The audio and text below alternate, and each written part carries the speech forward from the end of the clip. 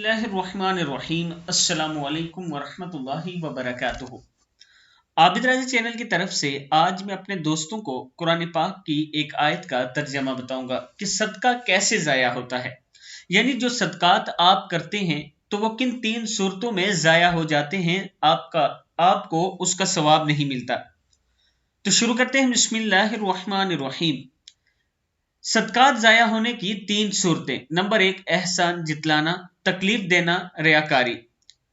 अल्लाह ताला ने कुरान मजीद में फरमाया, ए ईमान वालो, अपने सदकात एहसान जितलाने और तकलीफ पहुंचाने से ज़ाया न करो उस शख्स की तरह जो अपना माल लोगों को दिखाने के लिए खर्च करता है। सूरह बकरा की ये आयत है। यानी अल्लाह ताला कुरान पाक में ये फरमा रहे हैं कि जो लोग सदका करते हैं तो सदका ऐसे ना किया करो कि सदका करने के बाद एहसान जितलाओ, दूसरों को तकलीफ पहुंचाओ। ऐसे से सदका जाया हो जाता है।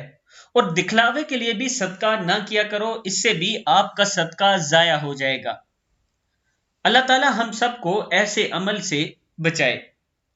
और हम जो सदका करें, जब भी आप और मैं सदका करें, खालिस्तन ये नियत करें कि हम अपने रब की रजा के लिए कर रहे हैं, तो अल्लाह ताला जरूर कबूल करेगा।